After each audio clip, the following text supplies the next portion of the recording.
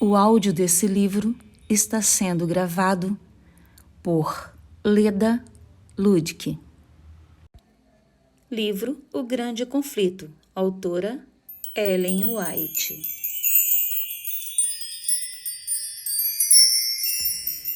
Antes de eu iniciar a leitura deste novo capítulo, eu quero convidar você a pausar o vídeo e buscar o seu livro para realizar a leitura junto comigo. É muito bom ter você comigo aqui. Os valdenses defendem a fé. Durante o longo período da supremacia papal, houve testemunhas de Deus que nutriam a fé em Cristo como o único mediador entre Deus e o ser humano. Mantinham a Bíblia como a única regra de vida e santificavam o verdadeiro sábado. Foram estigmatizados como hereges e seus escritos suprimidos, difamados ou mutilados. Ainda assim, permaneceram firmes. Pouco espaço ocupavam nos registros humanos, exceto nas acusações de seus perseguidores. Roma procurou destruir tudo que fosse herético, quer pessoas, quer escritos. O poder romano esforçou-se também por destruir todo o registro da sua crueldade para com os que discordavam dele. Antes da invenção da imprensa, os livros eram raros, portanto, pouco havia a impedir que realizasse seus objetivos. Mas o papado obteve o poder e estendeu os braços para esmagar todos os que recusassem a reconhecer seu domínio. Na Grã-Bretanha, o primitivo cristianismo criou raízes muito cedo. Não corrompido pela apostasia romana, a perseguição por parte de imperadores pagãos foi a única dádiva que as primeiras igrejas da Bretanha receberam de Roma. Muitos cristãos, fugindo da perseguição na Inglaterra, encontraram refúgio na Escócia. Daí, a verdade foi revelada à Irlanda e nesses países foi recebida com alegria.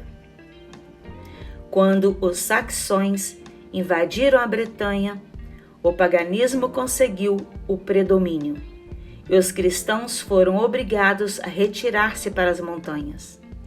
Na Escócia, um século mais tarde, brilhou a luz com o fulgor que se estendeu a terras bem distantes. Da Irlanda vieram Columba e seus colaboradores, que tornaram a solitária ilha de Iona o centro da sua atuação missionária. Entre esses evangelistas encontrava-se um observador do sábado bíblico. E assim, essa verdade foi introduzida entre o povo. Estabeleceu-se uma escola em Iona, da qual saíram missionários para a Escócia, Inglaterra, Alemanha, Suíça e mesmo para a Itália. Roma se defronta com a religião bíblica. Roma, porém, resolveu colocar a Bretanha sobre sua supremacia. No século VI, seus missionários empreenderam conversão dos saxões. Conforme o trabalho progredia, os dirigentes papais encontraram os primitivos cristãos, simples, humildes e de caráter, doutrina e costumes de acordo com as Escrituras. Os primeiros manifestavam a superstição, a pompa e a arrogância do papado. Roma demandava que essas igrejas cristãs reconhecessem a supremacia do soberano pontífice.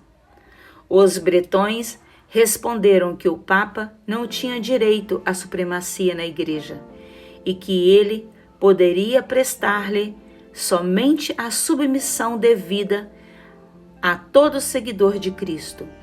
Não conhecia outro mestre a não ser Cristo. Revelou-se então o verdadeiro espírito do papado.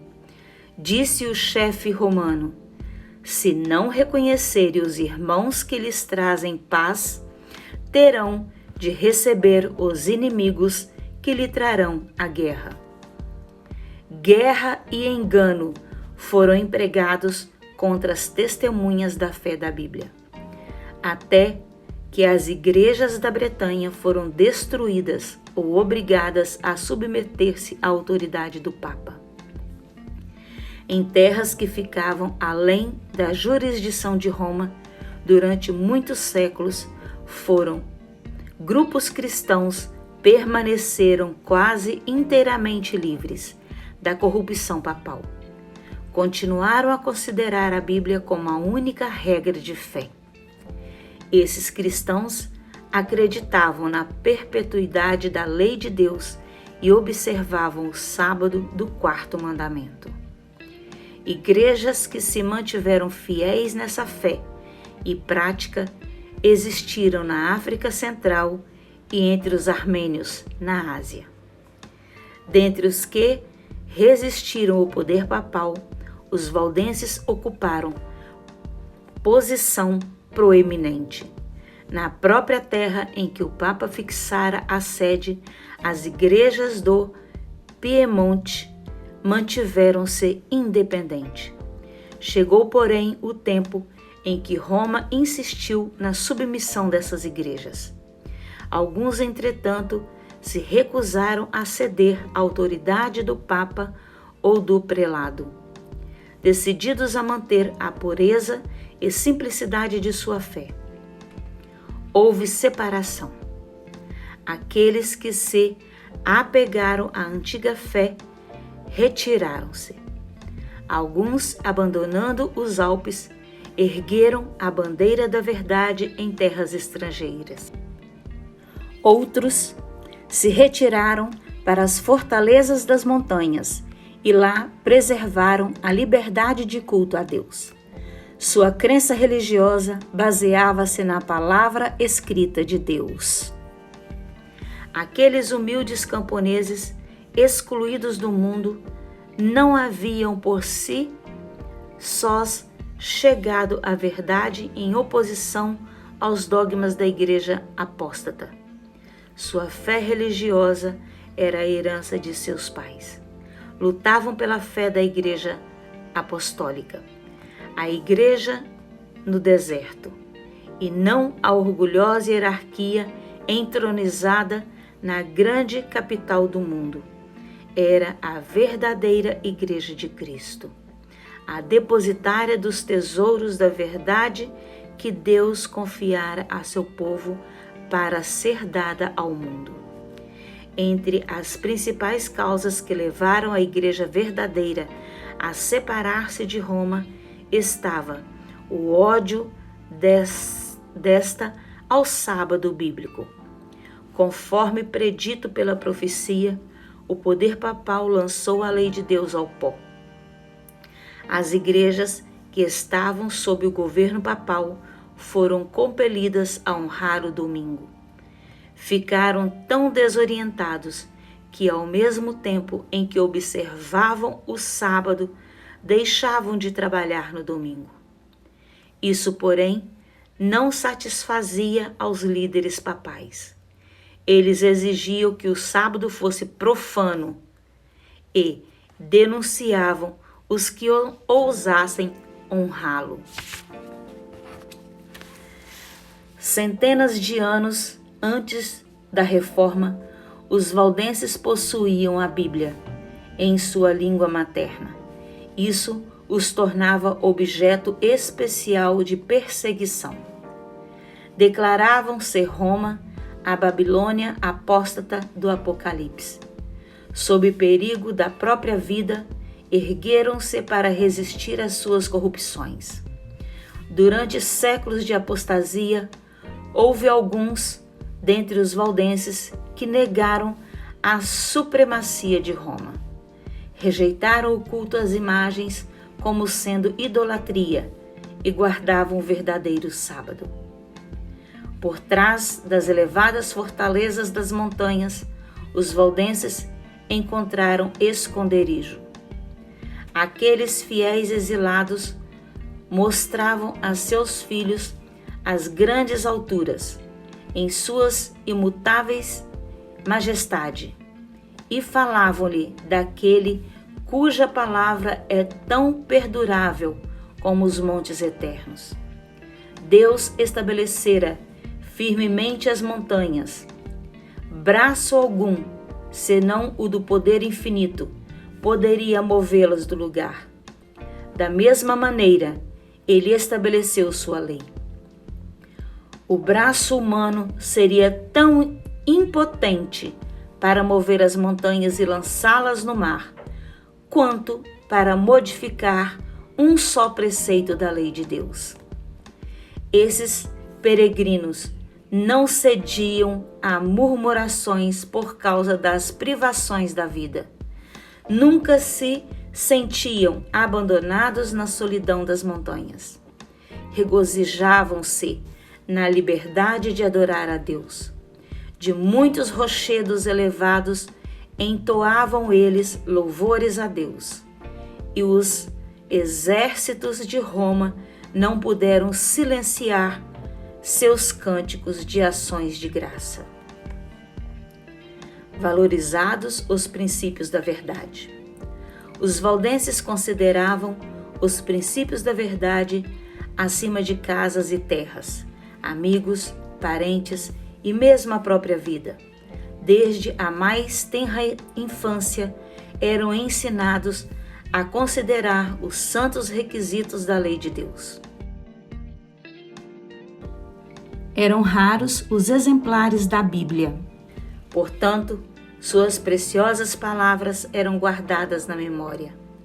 Muitos eram capazes de repetir longas porções do Antigo e do Novo Testamento. Os valdenses eram educados desde a infância a suportar rudezas e a pensar e agir por si mesmos. Eram ensinados a suportar responsabilidades, a serem precavidos ao falar e a compreenderem a sabedoria do silêncio. Uma palavra indiscreta que deixassem cair no ouvido de seus inimigos poderia pôr em perigo a vida de centenas de irmãos. Pois, semelhante a lobos à caça da presa, o inimigo da verdade perseguiam os que ousavam reivindicar liberdade para a fé religiosa. Os valdenses trabalhavam com perseverante paciência para ganhar o pão.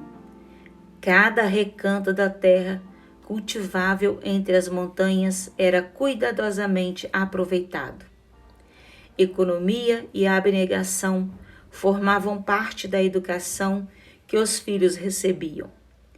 O processo era árduo, mas salutar. Precisamente o que o ser humano necessitava em seu estado decaído. Aos jovens era ensinado que todas as suas habilidades pertencem a Deus e devem ser desenvolvidas para o seu serviço. As igrejas valdenses se assemelhavam à igreja dos tempos apostólicos, rejeitando a supremacia do Papa e prelados, mantinham a Bíblia como a única autoridade infalível. Seus pastores, diferentes dos arrogantes sacerdotes de Roma, alimentavam o rebanho de Deus, seguindo as verdes pastagens e fontes vivas da sua santa palavra. O povo reunia-se não em igrejas luxuosas ou grandes catedrais, mas nos vales alpinos ou em tempos de perigo em alguma fortaleza rochosa, a fim de escutar as palavras da verdade proferida pelos servos de Cristo. Os pastores não apenas pregavam o evangelho, visitavam os enfermos e agiam para promover harmonia e amor fraternal. Como Pedro, o fabricante de tendas, cada um aprendia um ofício ou profissão, mediante o qual, sendo necessário, ganharia o sustento próprio.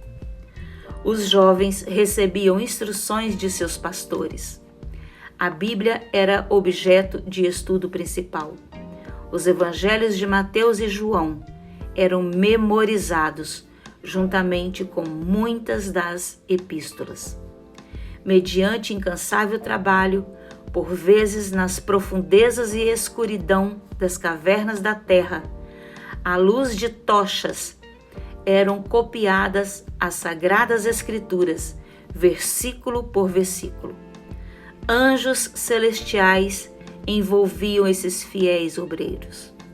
Satanás incitara sacerdotes e prelados a enterrarem a palavra da verdade sob a escória do erro e superstição.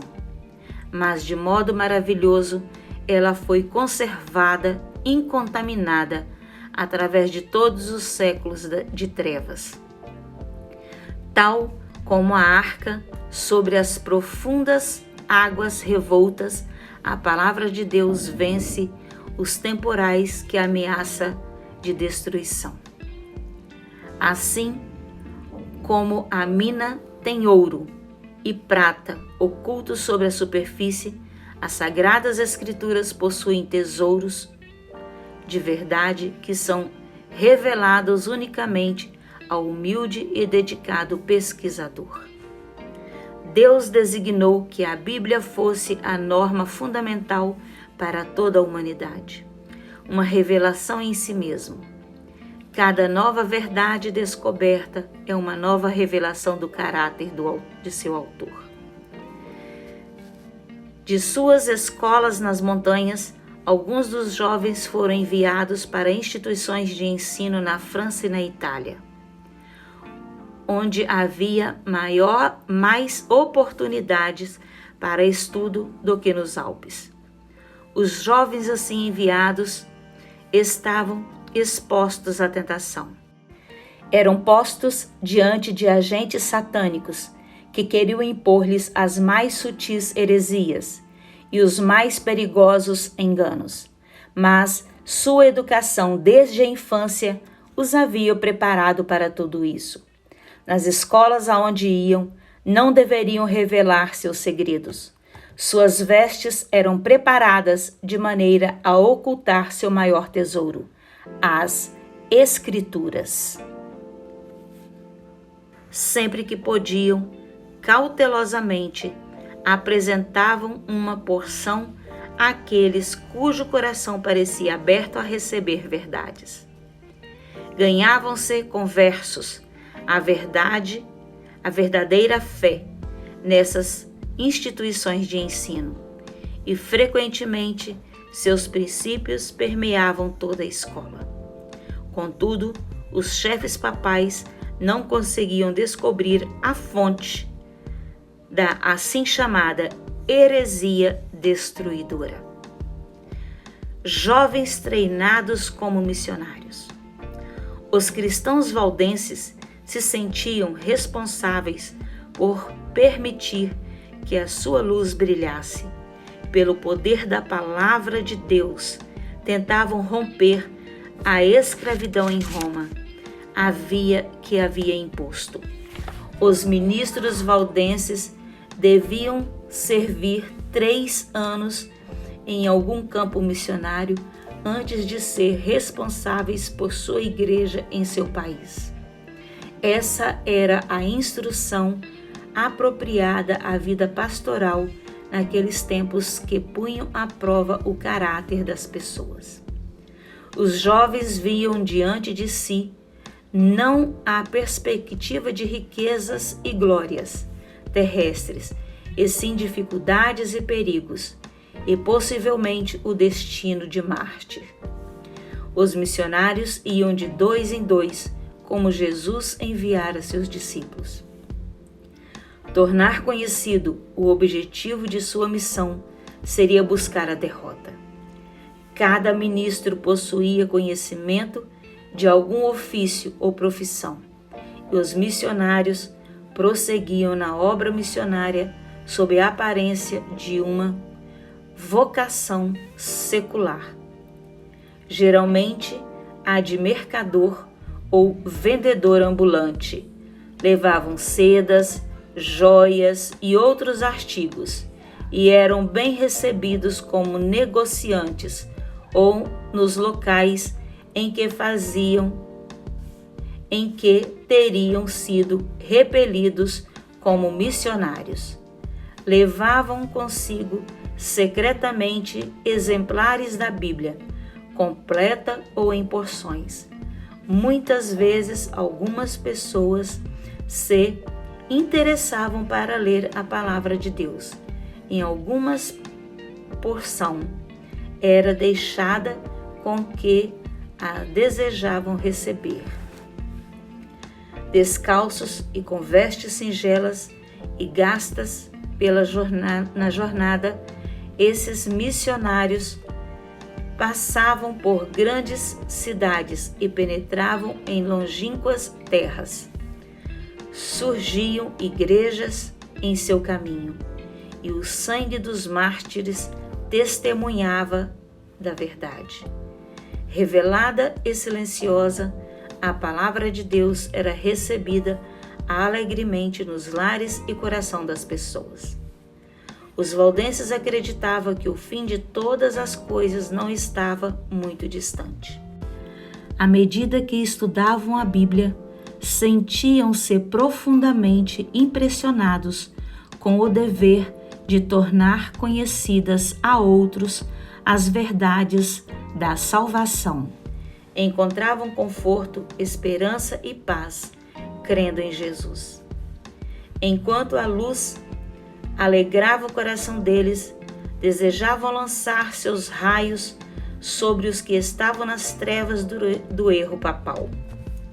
Sob a direção do Papa e sacerdotes, multidões eram ensinados a confiar nas boas obras para se salvarem. Estavam sempre olhando para si mesmas, ocupando a mente com sua condição pecaminosa, afligindo a mente e corpo, porém não achando alívio. Milhares passavam a vida isolados nos conventos, por meio de frequentes jejuns e açoitamentos, por vigílias à meia-noite, prostrando-se sobre o chão frio e úmido, por longas peregrinações, perseguidos pelo temor da ira vingadora de Deus, e muitos continuavam a sofrer até que a natureza exausta se rendesse. Sem um resquício sequer de esperança, desciam à sepultura. Pecadores conduzidos a Cristo. Os valdenses ensinavam por revelar a essas pessoas famintas as mensagens de paz encontradas nas promessas de Deus e indicar-lhes a Cristo como a única esperança da salvação. Diziam que a doutrina de que as boas obras podem perdoar as transgressões estavam baseadas sobre falsidade. Os méritos de um Salvador crucificado e ressurreto são os fundamentos da fé cristã. A dependência de Cristo deve ser tão íntima como a do membro para com o corpo, ou a do ramo para com a videira. Os ensinamentos dos papas e sacerdotes haviam levado as pessoas a considerar a Deus e até mesmo a Cristo como severos e repulsivos, e assim destruídos de simpatia para com o ser humano, de modo que deviam ser invocada a mediação de sacerdotes e santos. Aqueles cuja mente havia sido iluminada desejavam remover os obstáculos que Satanás havia acumulado, para que as pessoas pudessem ir diretamente a Deus, confessando os pecados e obtendo perdão e paz, invadindo o domínio de Satanás. Os missionários valdenses citavam com cautela as porções cuidadosamente copiadas das Sagradas Escrituras. Assim, a luz da verdade penetrava muitos corações que estavam em trevas, até que o sol da justiça resplandecesse no coração, trazendo saúde em seus raios.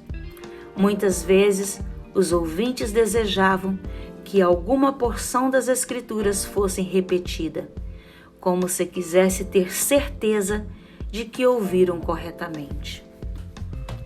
Muitos viam quão vã é a mediação de homens em favor do pecador. Exclamavam com alegria: Cristo é meu sacerdote, seu sangue é meu sacrifício, seu altar é o meu confessionário. Tão grande era a inundação de luz que lhes sobrevinha, que parecia transportados ao céu. Bania-se todo o temor da morte. Podiam, então, até mesmo desejar a prisão, se desse modo honrassem o seu Redentor. A palavra de Deus era apresentada e lida em lugares ocultos, algumas vezes a uma única pessoa, outras vezes a um grupo pequeno que desejava a luz. Frequentemente, a noite toda era passada dessa maneira. Era comum serem proferidas palavras como estas: Deus aceitará a minha oferta? Ele sorrirá para mim? Ele me perdoará? Lia-se a resposta: Vinde a mim, todos os que estáis cansados e sobrecarregados, e eu vos aliviarei. Mateus 11, verso 28.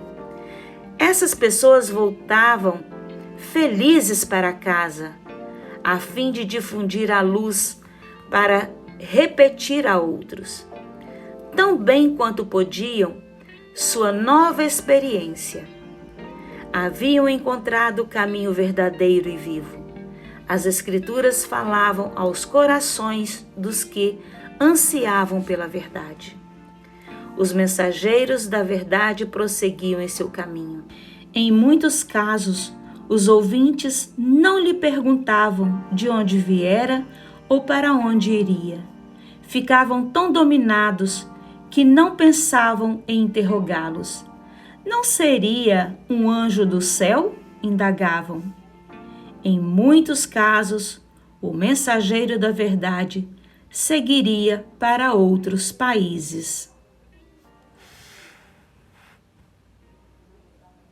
Ou sua vida se consumia em algum calabouço, ou talvez seus ossos estivessem branqueando no local em que testificara a verdade, mas as palavras que deixara para trás faziam o trabalho delas. Os líderes papais viram perigo no trabalho desses humildes itinerantes. A luz da verdade varreria as pesadas nuvens do erro que envolviam o povo. Dirigiria as mentes das pessoas somente a Deus, talvez destruindo, afinal, a supremacia de Roma. Esse povo, mantendo o ensino da antiga igreja, era testemunho constante da apostasia de Roma e assim provocava ódio e perseguição. Sua recusa em abandonar as Escrituras era uma ofensa que Roma não poderia tolerar. Roma decide destruir os valdenses. Começaram então as mais terríveis cruzadas contra o povo de Deus em seus lares nas montanhas. Puseram-se inquisidores em busca deles. Repetidas vezes foram devastadas as suas férteis terras e destruídas as suas habitações e capelas. Nenhuma acusação poderia ser levantada contra o caráter moral do grupo banido. Seu grande crime era o de não querer adorar a Deus segundo a vontade do Papa. Por tal crime, todo insulto e tortura que seres humanos ou demônios pudessem inventar acumulavam-se sobre eles, determinando-se Roma a exterminar a odiada seita. Um decreto foi promulgado pelo Papa, condenando-os como hereges e entregando-os ao morticínio. Não eram acusados como ociosos ou desonestos ou desordeiros, mas declarava-se que tinham uma aparência de piedade e santidade que seduzia as ovelhas do verdadeiro aprisco. Esse decreto convocava todos os membros da igreja para se reunirem à cruzada contra os hereges. Como incentivo, o texto desobrigava a todos os que se unissem à cruzada de qualquer juramento que pudessem ser feito. Legitimava seu direito a qualquer propriedade que pudessem ter adquirido ilegalmente. E prometia perdão de todos os pecados aos que matassem um herege. Anulava todos os contratos feitos em favor dos valdenses. Proibia toda pessoa a dar-lhes qualquer auxílio que fosse, e a todos permitia tomar posse da propriedade deles. Esse documento revela claramente o bramido do dragão e não a voz de Cristo. O mesmo Espírito que crucificou a Cristo e matou os apóstolos, que impulsionou o sanguinário Nero contra os fiéis de seu tempo, estava em operação, a fim de exterminar da terra os que eram amados por Deus. Apesar das cruzadas contra eles e da desumana carnificina a que foram sujeitos, esse povo temente a Deus prosseguiu, enviando seus missionários a espalhar a preciosa verdade. Eram perseguidos até a morte, contudo seu sangue regava a semente lançada, e a esta produziu frutos. Assim, os valdenses testemunharam de Deus séculos antes de Lutero. Plantaram a semente da reforma que se iniciou no tempo de Wycliffe, que cresceu larga e profundamente nos dias de Lutero e deve ser levada avante até o fim dos tempos.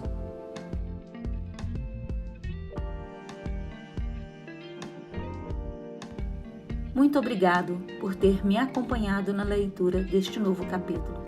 Te aguardo no próximo vídeo. Que Deus te abençoe e guarde toda a tua família.